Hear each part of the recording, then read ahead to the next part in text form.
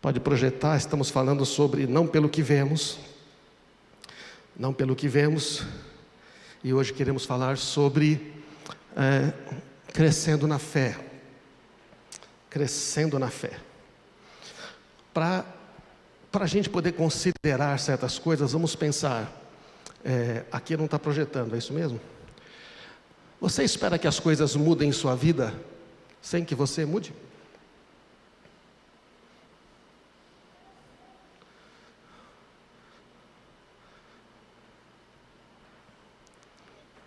Você espera que as coisas mudem na sua vida sem que você mude? Já parou para pensar nisso?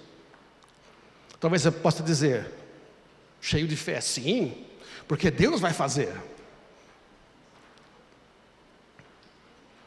Será que Deus pode fazer? Ele pode fazer qualquer coisa.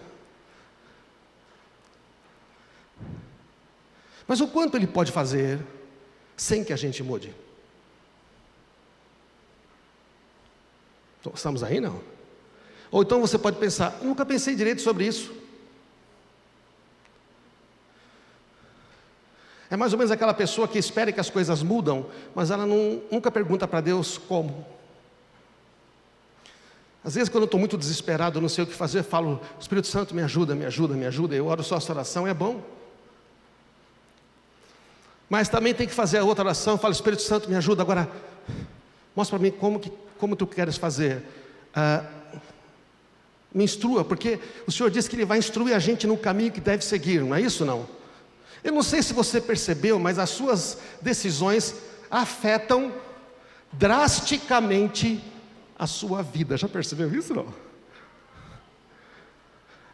As suas decisões afetam drasticamente a sua vida, e de outros também. No caso a minha, afeta bastante a minha família, minha esposa, meus filhos. Afeta também esta igreja, porque tem uma posição aqui. Bom, onde você tiver influência, afeta, não é isso não? Na sua empresa. Então, será que as coisas vão mudar sem que a gente mude? Outras perguntas aí, eu preciso mudar? Então, se você pensa do mesmo modo, se você fala do mesmo modo, se você age sempre do mesmo modo, não sei se você percebeu, mas vai conseguir sempre os mesmos resultados. Porque você está triste, José. Estou colhendo feijão de novo na minha lavoura. O que você queria? Eu estava querendo colher milho. Metade milho e metade algodão. Mas eu estou colhendo feijão de novo. Verdade. Que triste, não? Deixa eu perguntar para você. O que você plantou da última safra? Eu plantei feijão. Parece uma conversa de louco, não é? Mas você já reparou quantas conversas de louco às vezes a gente tem, hein? A gente ora para Deus, que a gente quer que mude as coisas, mas a gente continua fazendo tudo do mesmo jeito. Bom, não significa que você não tem que fazer as coisas de perseverar, está entendendo? Se Deus falou para você, persevere nisso, e você permanece, as coisas vão mudar. Mas nós temos uma tendência, especialmente o brasileiro, a gente gosta de uma solução rápida, não é isso? O brasileiro, ele não se preocupa no longo prazo. Ele quer resolver o problema agora. Agora precisamos dar um jeitinho. Então, o nosso país permite que use mercúrio para explorar ouro nas terras lá do norte, sem saber que isso vai depois causar uma destruição pior. Não pode fazer isso de maneira mais inteligente, mas é que é mais rápido, mais barato, mais simples. Entre outras coisas. Funciona em todas as esferas. Em vez de fazer um exame, toma um AOS. A gente tem muitas soluções paliativas. Então, a gente age sempre do mesmo modo e a gente depois fica esperando que as coisas mudem. Essa ideia de que Deus vai fazer as coisas, eu estou transferindo a responsabilidade para Deus. Isso é coisa de criança, né? Criança pequenininha que quer que as coisas mudem e o papai tem que fazer tudo. Gente, é verdade que tem coisas que só Deus pode fazer. Amém? Isso é óbvio. Estou dizendo que Porque tem coisa que falam, tá bom, não importa o que eu mude, mas Deus tem que fazer alguma coisa. É verdade, mas eu estou falando de um outro contexto. Estou falando daquilo que envolve a nossa própria vida. Então isso é uma coisa muito infantil. Então imagina você orar para Deus e esperar que Ele dê uma resposta excluindo você da responsabilidade. Isso é meio difícil de acontecer. A segunda pergunta, eu nunca pensei sobre isso, também é uma questão do tipo, não é um problema meu? Quem disse que não é um problema seu? Sabe o que nós, até muitos nós, o ser humano é assim, mas o brasileiro também acha muito assim, ele não é um problema meu. Então, por exemplo, o pessoal sai aqui da sorveteria e sai comendo sorvete, joga papel no chão, joga casquinha no chão, porque não é problema meu, alguém vai limpar. Não é problema seu. Aqui mesmo, o pessoal pega, toma água do copinho, larga tudo aqui, não pega nem para pôr no lixo. Não é problema meu, alguém vai fazer. Agora expande isso a nível de um governo, a nível de liderar uma família. Pessoas que não pensam sobre isso. Porque falta a consciência de que Deus trabalha para aqueles que nele esperam e confiam. Ali naquele texto não fala que não estamos descansando. Salmo 127, quando nós também cantamos aqui, que fala que Deus dá enquanto dormem. Não é que o cara está dormindo o dia inteiro. É que a outra família está ansiosa, trabalha feito um louco e deixa os filhos para lá. E a outra família trabalha, mas dorme, descansa, porque sabe que não é o trabalho só que ele faz. É Deus que vai fazer prosperar aquele trabalho. Amém? Essa aqui é a questão, lógico. A Bíblia foi feita para as pessoas inteligentes. Fé, irmãos, demanda um nível muito maior de nós. A fé tem que ser como de criança, porque é simples, mas exercer a fé é para pessoas maduras. Sem maturidade não se exerce fé. Então, também você pode dizer, minha vida é que tem que mudar, não eu. Aí é o cachorro correndo atrás do rabo, não é verdade? Não.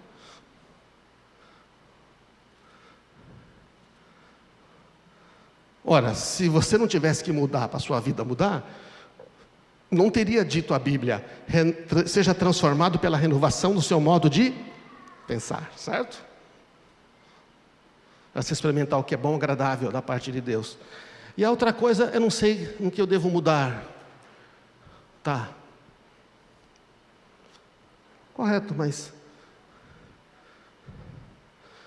toda vez que eu perguntei, Espírito Santo, eu não sei o que devo mudar, Ele nunca deixou de responder. Porque é Ele que opera em nós o querer e o realizar, segundo a sua boa vontade. Só que Ele não vai operar em nós o querer e o realizar, se a gente não quiser. Porque o Espírito Santo, Ele não é o espírito maligno que invade, que toma. Ele que estou à porta, eu bato. Porque o Senhor que criou você, a imagem e semelhança dEle, respeita o seu livre-arbítrio, a sua decisão. É preciso escolher, abrir a porta para Ele. Bom, então vamos caminhando aqui. Depois dessa reflexão inicial, agora eu tenho que olhar para lá e olhar para cá, porque não muda. Avança para mim, por favor. Eu não consigo ver o slide aqui. E você tem que avançar, por favor. Travou?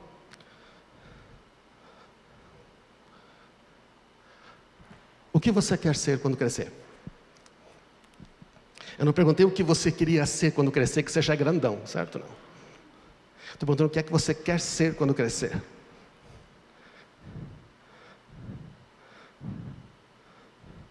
Quantos acham que ainda vão crescer? Vocês estão meio assim. Não estou falando. Nenhum de nós quer crescer, entendeu? Eu andei crescendo nessa pandemia aqui, mas eu não quero crescer mais, eu estou querendo diminuir. Alguns, que nem o Edson que estava aqui, ou outro Edson, pastor ali, eles não têm problema com crescer, né? Eles podem comer o boi inteiro, Você está rindo, né, Mário? Não é isso, não? Sabe aquele cara na churrascaria? Que enquanto você não parar de comer, fica lá, ele está comendo? Ele está comendo, ele está puxando uma carninha, ele está não sei o quê. Ele está rindo do quê, Flávio? E ele vai embora, está tudo bem. Né? Chega em casa, tiver pedido uma pizza, ele ainda come um pedacinho. Assim. E não muda nada no corpo dele. Bom, mas você crê que você pode crescer mais, não? Crescer intelectualmente? Crescer espiritualmente? Crescer na fé? Crescer em maturidade? Então, o que é que você quer ser quando crescer? Daqui a 10 anos, o que é que você terá sido? Se eu quero ver uma transformação na vida do cônjuge, dos filhos, do meu trabalho, ministério, eu preciso crescer na fé. Por quê? Porque na idade que nós estamos, é a fé que vai nos levar mais longe. Conhecimento é importante? É. Estudar é importante? É. Mas o reino de Deus é um reino que opera de fé em fé. E o reino de Deus é a chave para esse reino neste mundo. Então, nós fazemos tudo pela fé. O grande segredo da vida é fazer tudo pela fé. Temos falado de fé. Várias perspectivas aqui. Mas veja, eu fico muito impressionado quando a pessoa tem uma dificuldade, ele fala, agora é só pela fé. Agora, mas e antes? Não era pela fé? Eu falo isso porque eu mesmo me peguei nisso. Eu falei, se eu estou vivendo pela fé, se eu não estava vivendo pela fé antes, o que eu estava fazendo? Eu estava vivendo pela minha capacidade, pela minha inteligência, pela opinião dos outros, sei lá. Então, veja, nós nascemos de novo pela fé. Porque para nascer de novo é preciso ter fé. Ninguém nasce de novo por mérito. Você depois vive pela fé. Depois que você nasce, vive. Tem pessoa que nasce e fica neném o tempo todo. Não consegue viver. Alguém tem que viver por eles. Bom, dá um trabalho, né? Você fica arrastando criança na fé o tempo todo. Já pensou? Seu filho com 30 e poucos anos, e você dá comida na boca, tem que ir lá, né, limpar o bumbum dele no banheiro. Não dá, gente. Precisa ter crescido já. E nós caminhamos nesse mundo pela fé. Porque ao tentar viver nesse mundo, vai ter oposição. Se você é cristão, vai ter mais oposição. E você tem que lutar pela fé, porque na hora de você usar as armas, se você usar as armas deste mundo, você se torna igual a ele. Nossas armas são armas em fé. E para morrer também preciso de fé. Porque morrer não é o fim, muito pelo contrário. Eu preciso de fé para morrer. Aliás, o cristão não deve ter medo da morte. Porque ele sabe o que esperar. É lógico que ninguém está com pressa de morrer. Então veja, irmãos, como o Arnaldo falou semana passada, a fé fala, não é verdade? Se você crê com música, você fala. Botei uns balãozinhos aqui. Para você nascer de novo, você tem que dizer, você crê no coração e confessa com a boca. Jesus respondeu, eu lhe digo a verdade, querendo nascer de novo não verá o reino de Deus. Vocês salvam pela graça por meio da fé, e não vem de vós, é dom de Deus, não de obras para que ninguém se glorie. Então é pela fé. E quando você vive, fui crucificado com Cristo, ou seja, este mundo não me domina mais. Eu estou morto para o mundo está morto para mim. Aquilo que esse mundo tinha que me controlava, que me fazia viver pelo dinheiro, pelo sucesso, pelo reconhecimento, pelo agradar as pessoas, para eu poder ter um futuro bom, garantir 2, 3 casas, deixar herança para os filhos. Embora não esteja nada errado disso, o problema é que quando isso domina a vida, você vive em função disso, você vive. Então ele fala, agora não sou eu quem vive, Cristo vive em mim. A vida que vivo neste corpo, vivo pela fé do Filho de Deus que me amou, se entregou por mim. Porque nós vivemos por fé e não pelo que vemos. Então, e aí chega o momento das batalhas, de andar por fé. E aí você começa e fala, pô, é difícil. Pô, eu pensei que não ia ter problemas, mas aí você enfrenta aflições. E aí cuidado para não confundir sofrimento com aflição, tá? Cuidado com a religião, especialmente no Brasil, essa religião católico espírita misturado com esse cheio de coisa, é que se você não sofrer muito, você não tem direito a ser abençoado. Então aquela ideia, você vai sofrer muito nessa vida, mas lá na eternidade, um dia, você vai ser feliz. Gente, lá na eternidade não tem como não ser feliz, você está entendendo? Cuidado com a religião. E se Deus veste com tamanha beleza as flores silvestres que hoje estão aqui e amanhã são lançadas ao fogo, não vai ser muito mais generoso com a gente? Gente de pequena fé? Portanto, não se preocupe dizendo que vamos comer, que vamos vestir, que vamos beber. Essas coisas ocupam o pensamento dos pagãos, aqueles que não conhecem a Deus. Porque o seu pai, quem? Não ouvi. O meu pai. É que Jesus fala, vocês estão entendendo que vocês têm um pai? O meu pai, o seu pai já sabe que vocês precisam. Ah, Deus já sabe. Deus, tu sabes. Não sei se meu filho chegasse em casa e falasse, oi pai, tu sabes. E saísse pela porta e ficar meio chateado, não é não? Eu gosto de conversar.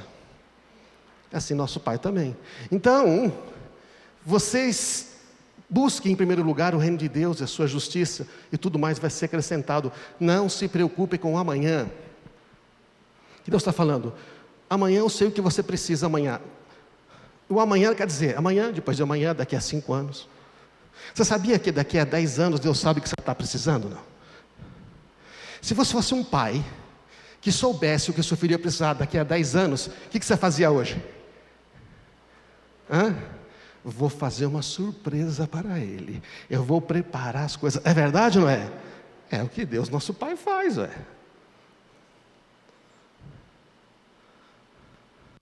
Já pensou? Eu fico assim, o meu neto, Benício, vai conseguir estudar no exterior, numa faculdade top. Maravilha. Só custa aí, eu nem sei quanto custa agora, uns $100 mil por ano? Uns $70 mil por ano? Bom, então eu vou ter que se multiplicar pelo real, então aí você chora, né? Eu falei, bom, vou ter que arrumar uns R$500 mil. E se você falar, quando ele chegar na data, vai ter uma poupança para ele, para dizer, filho, está garantido lá, em dólar.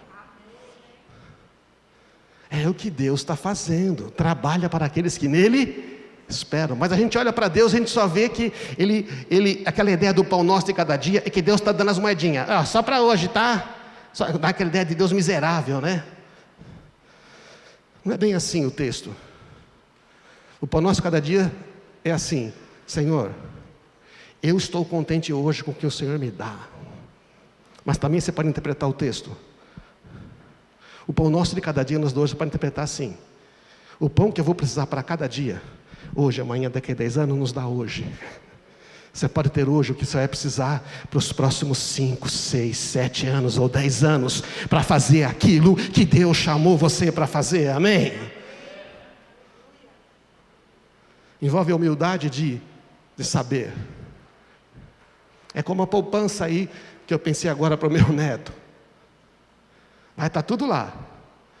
Chega lá, ele não vai sacar tudo de uma vez, porque ele vai estudar 5 anos, certo ou não?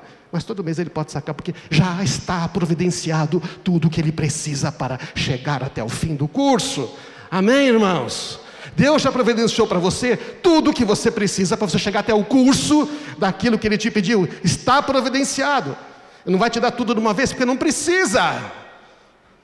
Ele vai dar a cada dia, mas Ele já providenciou hoje tudo o que você precisa. Dá para entender a perspectiva? É diferente, porque Deus não é mesquinho, não fica jogando moedinha para, ontem você não foi bonzinho, hein? Hoje você não tem moedinha. Deus não opera com isto. Isso é andar. E na hora de lutar? A gente não luta contra a carne e sangue, luta contra os inimigos, certo ou não? Cuidado, se você está lutando com pessoas, você está lutando com um inimigo errado. Enquanto você lutar com pessoas, você está lutando com o inimigo errado. A nossa luta não é contra a carne e sangue, não é contra o seu marido, não é contra a sua mulher, não é contra o seu chefe, não é contra o seu patrão, não é contra quem te prejudicou. A sua luta é espiritual, você tem que enxergar. Porque o que mais faz o inimigo é pegar pessoas que não conhecem, ou que duvidam, e manipular. Botar pensamentos na cabeça e falar, está aí o Flávio que vai casar. Tá certo ou não? Graças a Deus. Encontrou a Camila. Camila, você é uma mulher de fé, você é uma menina de fé, Camila. Mas aí começa o diabo a plantar mentira, na cabeça de um de outro. Mas será que vai dar certo? Como eles contaram, uma vez nós namoramos, separamos, namoramos de novo. E será que vai acontecer? E aí o Flávio pisa na bola, né? E aí, coisa que raramente nós os homens cometemos, né, Flávio? É difícil, vamos dizer, pisa na bola. E aí ela pode começar a receber aqui, né? Aqueles pensamentos. E ela começa a lutar contra o Flávio. Fazer isso, você precisa fazer isso aqui, e a gente casar. Mas ele não é o inimigo. Por isso que o texto diz: mas as nossas armas, embora sejamos humanos, não lutamos conforme padrões humanos.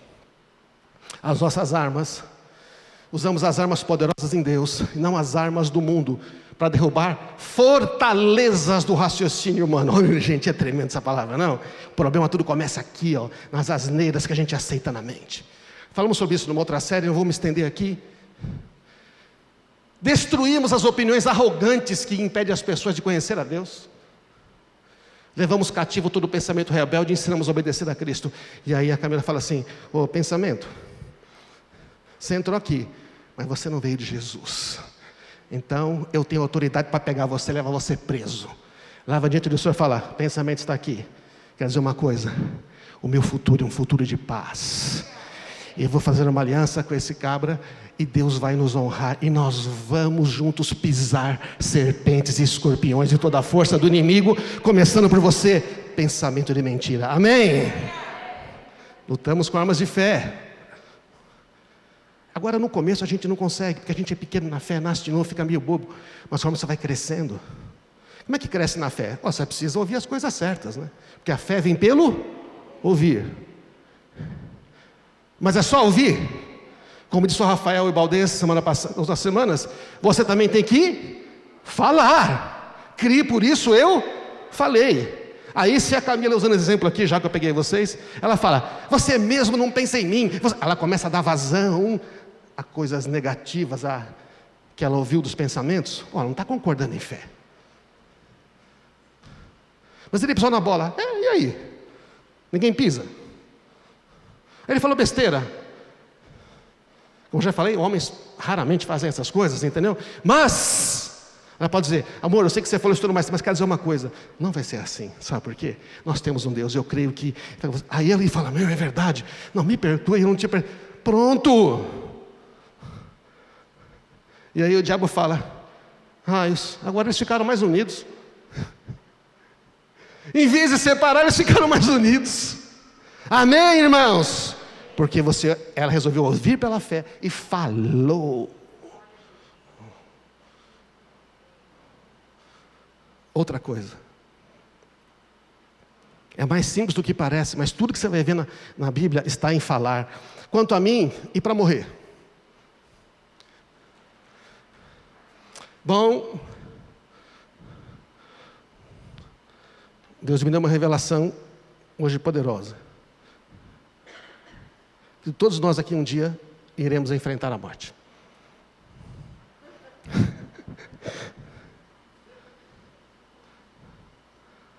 Mas nem todos estamos preparados.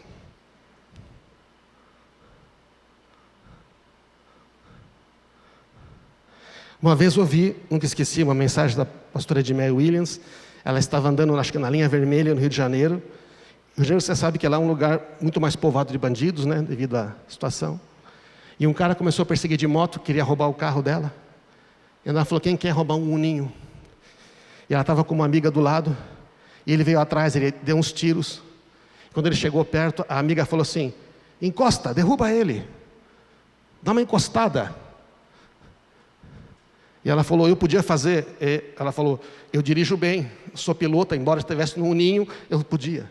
Mas eu falei para ela: menina, você está louca. Naquele jeitão, né? Você está louca, menina. Só nós podemos morrer. Ele não. Porque ele não conhece a Jesus. Nós não estamos aqui para destruir a vida de ninguém. Nós estamos preparados para morrer. Mas ele não está, então vamos confiar em Deus. E continuar orando. E Deus nos livrará. e ainda oraram pelo bandido na moto. Porque lutamos com armas de fé, nós enxergamos o mundo. A nossa luta não é contra as pessoas, embora as pessoas nos façam mal. Então precisa estar preparado para morrer. E Paulo diz: quanto a minha vida foi derramada como oferta, o tempo da minha morte se aproxima. Lutei o bom combate, terminei a corrida, permaneci fiel.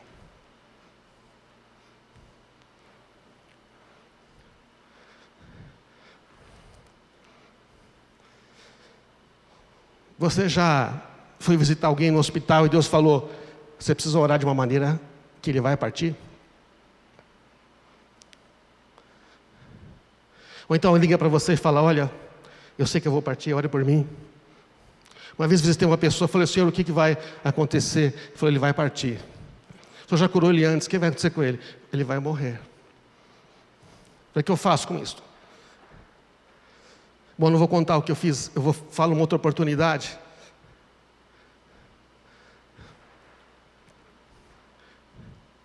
Mas eu cheguei lá sabendo que também, de certa forma, ele também deveria saber. Então não fiz pergunta de criança do tipo: você vai ficar bem, isso aqui é só um negocinho. Não. Eu fiz a pergunta que tinha que fazer.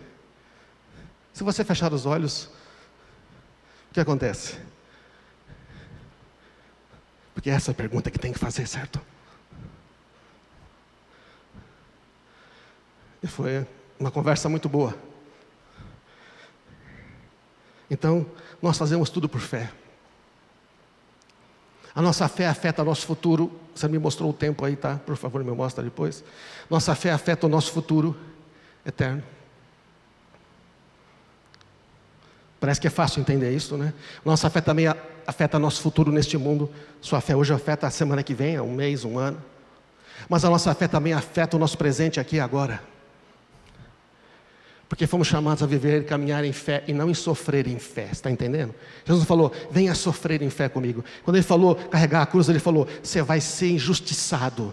Você vai ser caluniado porque você creu em mim. Você vai enfrentar a oposição deste mundo maligno. Esse é o sofrimento. Tomar a sua cruz não é tomar a cruz dele. A dele ele já levou. A cruz dos pecados foi levada. Tomar a cruz é sofrer injustiça por amor de Jesus. Essa é tomar a cruz. Amém, irmãos? É quando você faz tudo certo. É quando você dá uma proposta certa para um cliente. É quando você dá o preço justo e um outro cara ganha. Por quê? Bola.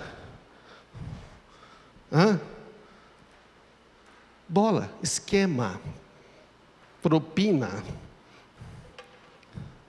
Amigo que conhece um amigo. Troca de favores para depois. Porque no Brasil tem troca de favores antes, durante e depois.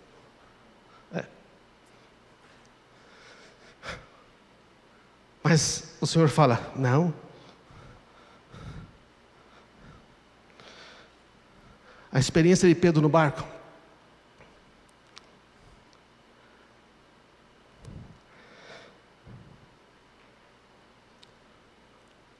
Você sabe como é que é? Jesus multiplica os pães. Não vou ler o texto aqui. Manda os discípulos irem. Ele fica lá orando. No meio da madrugada, às 3 da manhã, Jesus tinha um barquinho que os discípulos deixaram ali para ele, né? Jesus falou: não, eu vou andando mesmo. E Jesus sai andando sobre as águas. E os caras estão remando no vento contrário. O impressionante é que os caras não conseguem levar o barco no vento contrário, porque Jesus está andando sobre as águas, né? O vento não afeta ele. E aí você sabe, os discípulos gritam de medo, é um fantasma. Jesus fala: não, sou eu. E o Pedro faz uma coisa. Fala: se é o Senhor, eu quero também andar sobre as águas. Falou: vem. Pedro desafiou a própria fé.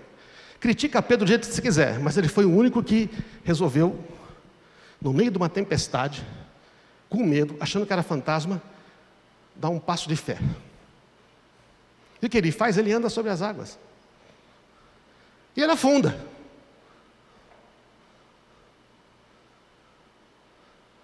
Ele afunda? Ele afunda, mas não afunda. Porque no mesmo instante, diga, no mesmo instante. Eu fico curioso porque porque Pedro devia estar meio longe ainda de Jesus, e ele começou a andar no mesmo instante, quer dizer, na hora que começou a afundar, Jesus deve ter dado uma corrida, ou simplesmente apareceu lá e pegou na mão dele, instantaneamente. Parece filme de ficção, né? Sabe daqueles que tem teletransporte? Aparece lá. Então, estou lá olhando para o Fábio ali, certo ou não? Fica de pé aí, Fábio. É o Pedro, começa a andar. E eu estou aqui, Jesus, e de repente, começa a afundar. E no mesmo instante, quer dizer, é como se Jesus desaparecesse daqui, aparecesse lá e segurasse a mão dele. Pode levantar, senão vai dar um torcicolo em você. E falou assim: ei, sua fé ainda é pequena, por que você duvidou? E a fé dos que ficaram no barco? Sabe o que isso nos ensina, irmãos? Ensina que quando você dá um passo de fé, crendo, e mesmo que você comece a afundar, o Senhor está lá dizendo, não vai afundar não, porque você acreditou em mim, está entendendo? É isso que é maravilhoso. A gente não dá um passo de fé porque teme que vai afundar. Bom, é possível que você afunde, mas Pedro corre o risco de afundar, porque quem estava lá do outro lado era alguém que jamais ia deixar ele afundar, tá certo? Porque se ele é Jesus, não me deixa afundar. Você acha que Deus vai deixar você afundar para aprender uma lição? Afunda, miserável, afoga para eu poder te ensinar? Não! Isso é religião, isso é ideia tosca. Gente que não conhece a Deus. Pode conhecer muito a Bíblia, fica misturando versículo e tudo, mas ter conhecimento da Bíblia não é ter fé em Deus, não é a mesma coisa, você entende, irmãos? Não é porque você conhece muito a Bíblia que você tem fé em Deus. Mas se você dá um passo de fé, o Senhor vai estar lá para te ajudar. Mas agora a fé de Pedro cresceu muito. A fé só pode crescer no meio da adversidade. Agora é o melhor momento para crescer a nossa fé, amém, irmãos? Porque agora estamos na adversidade. Ou a fé cresce quando está tudo certo? Plano de saúde top com direito a helicóptero. Você espirrou, vai para o Einstein.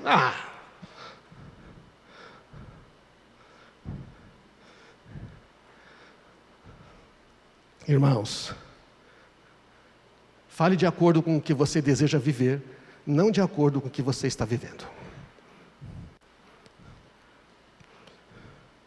Não é ignorar a realidade. Abraão, reconhecendo que tinha 100 anos, que estava tudo morto, que Sara não podia ser mãe, reconheceu. Você não pode chegar no médico e falar, o que você tem? Ele falar, nada. O que ele vai fazer com você? Nada. Não tem tratamento, não vai pedir exame. Aí você sai lá com um câncer, morre. Mas você chega lá e fala, e fala assim, aqui está o diagnóstico, é câncer. Ele fala, eu reconheço, mas vou dizer, não vou morrer, eu vou viver, eu vou contar as maravilhas de Deus, Deus é poderoso para fazer. Aí você fala, conforme o que você vê no futuro. Não precisa ignorar a realidade. A fé não ignora a realidade. A fé, ela, com os pés na realidade, vai. O passado não vai mudar, o futuro é moldado pela nossa fé, pelas nossas palavras. Salmo 23, todo mundo gosta, né? O Senhor é meu pastor, nada me faltará. Deitar-me faz em verdes pastos, leva para águas de descanso, refrigera a minha alma. Ainda que eu andasse pelo vale da sombra da morte, ele está dizendo o seguinte, o negócio está difícil, eu não tenho provisão certa, eu não sei o que vai acontecer amanhã, eu estou andando ansioso, eu estou no vale da sombra da morte, mas ele está declarando o que é que vai acontecer, amém? O que acontece é que Deus prepara uma mesa na presença dos meus inimigos. Então, isto é fé. Mas para ter essa fé, a gente vai crescendo. Eu não tenho muito tempo aqui, mas eu preciso falar do Elias.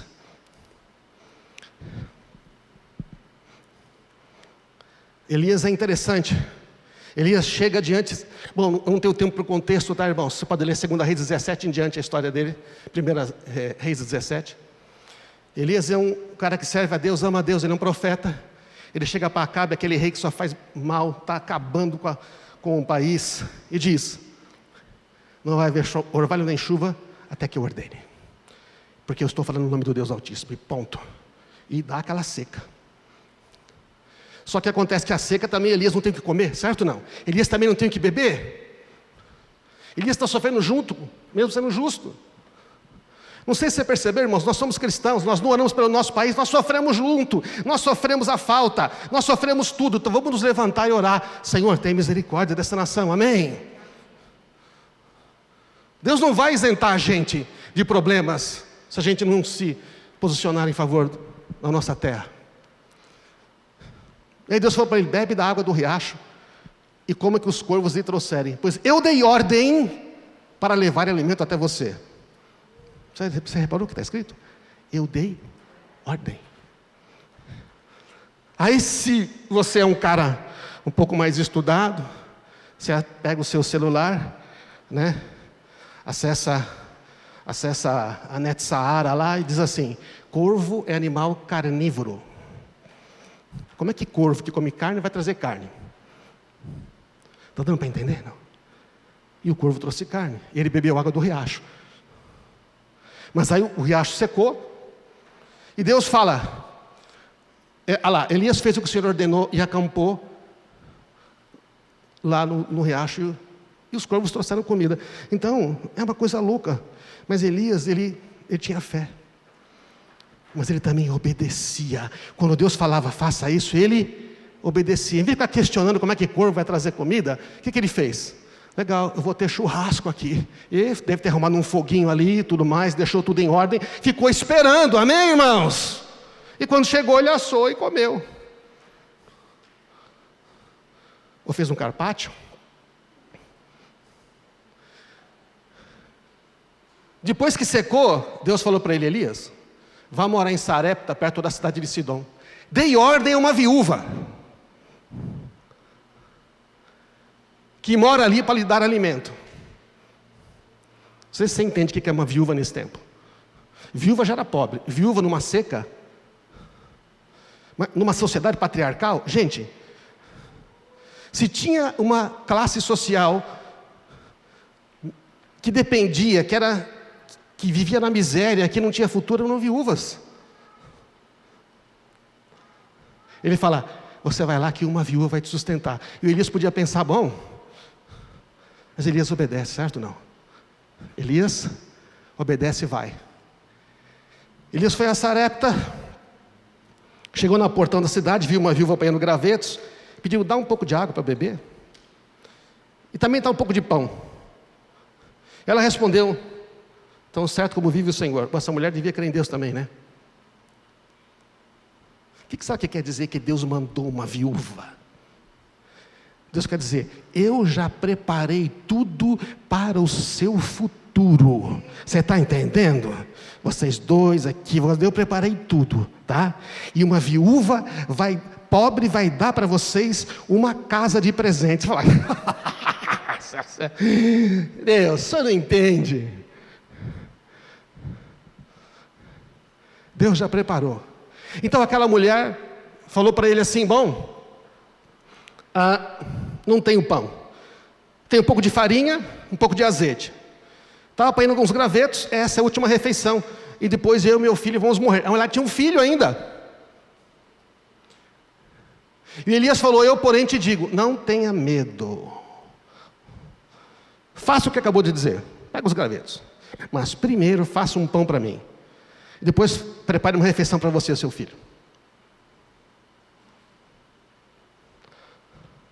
Aí você é uma viúva, você tem um filho, você tem só um pouquinho, aparece um cara, todos, né, sozinho, solitário, profeta, perseguido, jurado de morte, está lá, tantos mil pela cabeça de Elias, certo ou não? Está sendo caçado por Jezabel.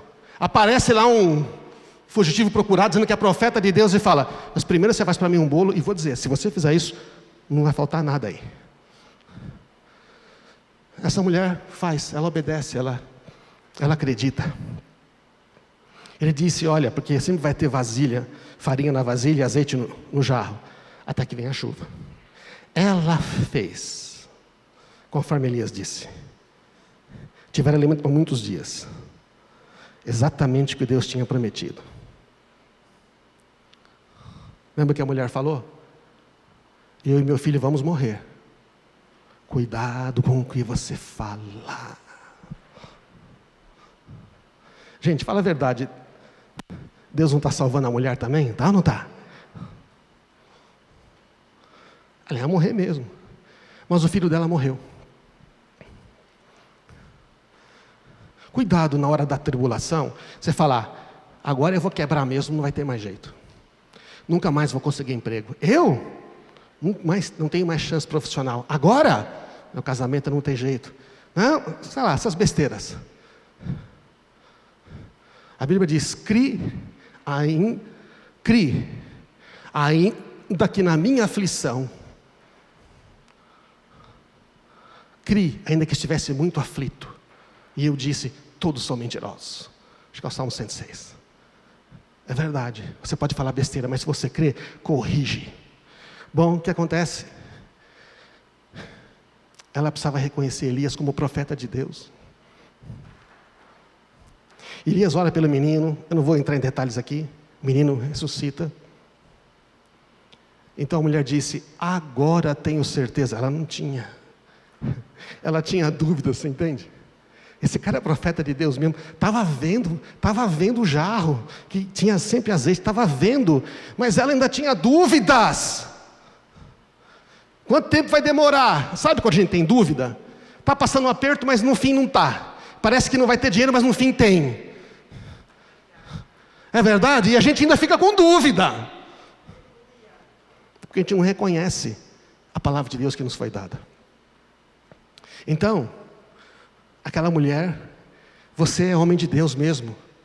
O Senhor verdadeiramente fala para o seu intermédio.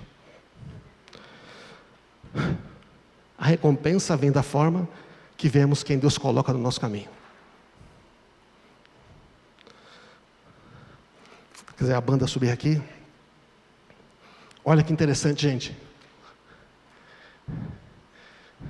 Lembra da história de Jesus quando foi para Nazaré? Nazaré era a terra dele, lembra? Marcos 6, Mateus, 2 capítulos na frente aqui. Jesus chega na cidade dele, fala e tudo, o pessoal fala, mas esse aí é o filho do Zé. Esse é o filho do Zé, carpinteiro, as irmãs dele moram aqui. Ele é carpinteiro, ele fez as mesas de casa. Eles duvidaram de Jesus. Eles não reconheceram Jesus como um profeta da parte de Deus. Eles reconheceram que Jesus era apenas um carpinteiro. Filho do carpinteiro. O que eles receberam? Nada. Não teve gente curada, não teve gente libertada. Jesus curou umas dores de cabeça. Falou, olha, se Jesus, não reconhecido como profeta, não pôde operar para aquelas pessoas que não o reconheceram, não pôde dar a recompensa que eles precisavam, você acha que conosco é diferente, irmãos? Quem acolhe um profeta como alguém que fala da parte de Deus, na qualidade de profeta, o que é profeta? Alguém que fala da parte de Deus, certo? Ouve a Deus e comunica, é isso que é um profeta. Recebe a mesma recompensa que um profeta. Bom, você imagina, o Vinícius chega para mim com uma palavra da parte de Deus, profética.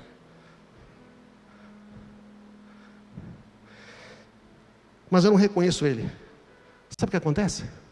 Essa palavra que Deus quer me dar não se cumpre.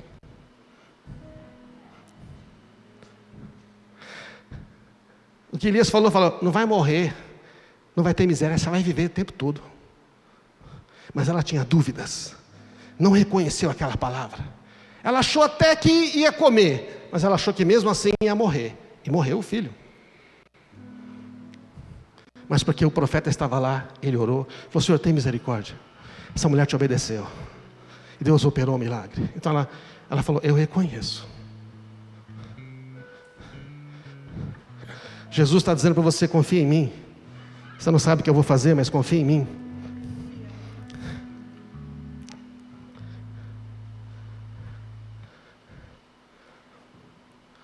Deus prepara pessoas para nos ajudarem em nossa caminhada de fé.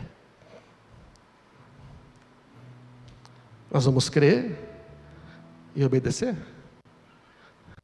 Deus coloca pessoas. Deus colocou um corvo, não tinha uma pessoa. Deus colocou uma viúva.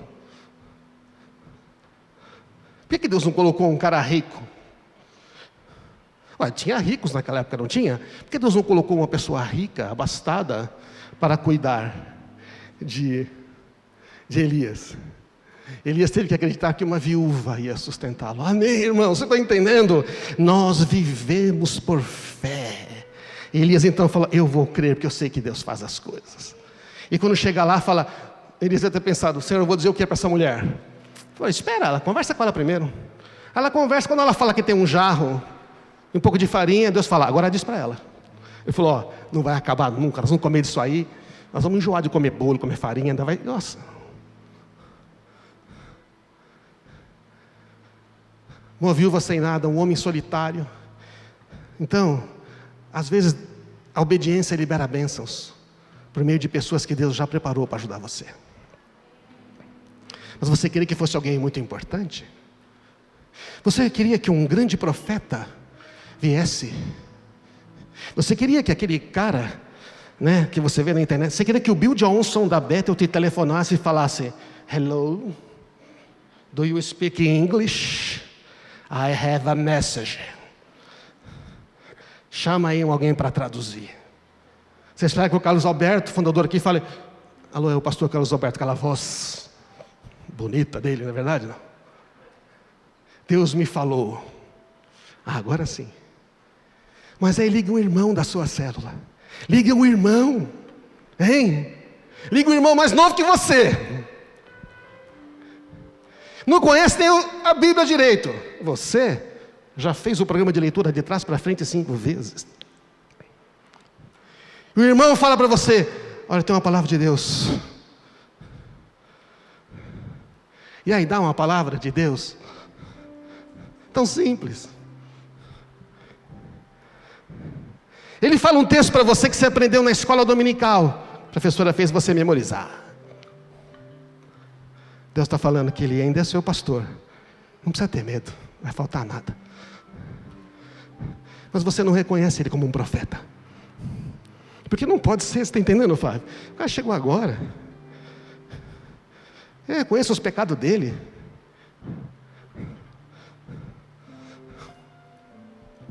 Aí não recebe a recompensa que Deus tem para você. Amém? Estou dando para entender, irmãos? O reino de Deus, Ele usa todos. Usou uma viúva pobre que não tem nem nome para o grande profeta Elias, que é referenciado na Bíblia inteira.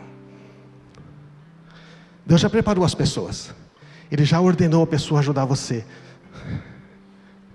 Não adianta conhecer a palavra de Deus, mas não agir com fé. Cuidado, não permita que o seu conhecimento se torne um empecilho para a sua fé. Você conhece tanto abrir e falar: Deus não faz assim, as coisas não são assim, não sei o quê. Fala: quem é você? Deus manda corvo trazer carne, certo?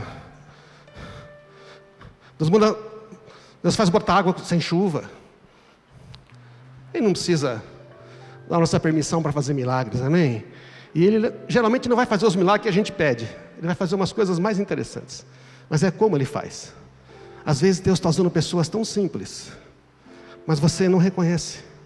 Você não se sujeita. Quem sou eu para não receber uma palavra de Deus?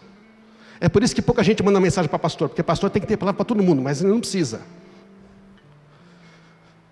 Quantas vezes eu preciso de uma palavra? Às vezes Deus manda. Louvo a Deus porque tem alguns irmãos que se acham corajosos o suficiente para dizer: bom, se Deus mandou, a minha parte é só mandar uma mensagem. Eu só tenho que reconhecer que é da parte de Deus. Como é que eu reconheço? É fácil, confere com as Escrituras, pergunta o Espírito Santo. Você sabe na hora, testifica aqui dentro. É verdade ou não é? Testifica aqui dentro. Você é salvo pela fé, não pelo seu conhecimento da Bíblia. E tem gente que conhece a Bíblia mais que você que não foi salvo. Amém? Você é salvo, você é curado pelo que acredita, não pelo que sabe. Não basta conhecer ou saber, é preciso crer de todo o coração e obedecer em fé. É lógico que precisa conhecer a Bíblia, né? Sabendo isto, nós cremos. Mas só saber não basta. Precisa saber. Mas é preciso crer. É melhor crer em 10 coisas que você já sabe do que saber 1000 coisas e não conseguir crer. Estou falando óbvio, mas não é assim que é. Porque a fé, gente, ela bate nesta área do óbvio. Não precisamos de revelações mais profundas. Precisamos de mais confiança no nosso Pai. Isso é do livro de um pastor chamado Cash Luna. Não por vista. É lógico que a gente quer revelação mais profunda. Mas o que adianta se a gente não confia em Deus?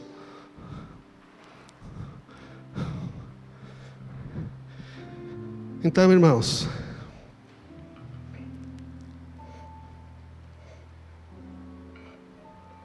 como é que nós estamos vendo a Jesus? Ele é o filho do carpinteiro? Ele é o todo-poderoso Senhor que ama você, que mandou o Espírito Santo dele habitar em você, para guiar você em toda dificuldade, e ainda está lá à direita do Pai, intercedendo por você. É um negócio de doido. Está escrito, Ele intercede. Instantaneamente Ele está lá. Dá o passo de fé. E se eu afundar? Está com medo de quê? Eu estou aqui. A gente não vai crescer na fé se a gente continuar sempre recuando.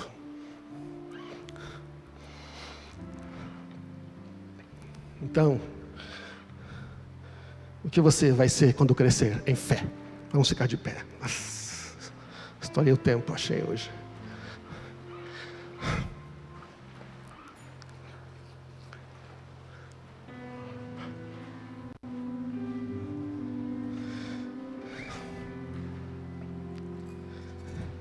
O que vamos fazer com tudo isso?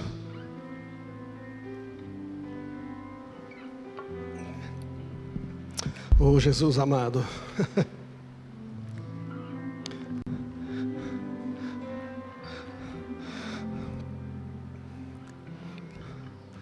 O que é que você precisa crer? Você já sabe, mas precisa crer. Já sabe, mas precisa crer. Quantos instrumentos tocam aqui? Vamos orar. Fala, Senhor, o que eu já sei, mas eu não estou crendo. Que eu preciso começar a crer. Para poder falar diferente. Que pensamentos estão ocupando a sua mente? E você está concordando com eles, mas não são os de Deus.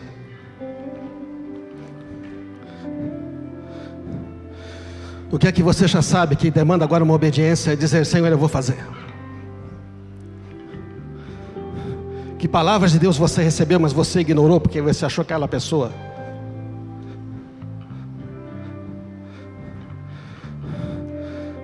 Quantas vezes você veio pedir oração, mas como não foi o pastor, grande pastor orou por você, foi um outro irmão, você disse, não vai funcionar. Funciona porque é Deus que está revelando, não se trata de ninguém, é Ele que faz tudo em todos. Quantas vezes você deixou de ser profeta e abençoar outros porque você pensou, não sou eu, quem sou eu? Eu tenho um monte de problema. E o diabo dizendo, você tem que ter uma vida perfeita para um dia você ousar falar alguma coisa. Isso é mentira. O perfeito já habita em você. Então, irmãos, precisamos exercitar a fé, tanto em ser agente para pessoas, como também receber. Você acha que Deus vai falhar? Você acha mesmo que Ele não preparou ninguém? Ele ordenou o corvo, viúva, Ele preparou antes. Mas a gente não experimenta se nós não botarmos o pé na água e falar, eu vou.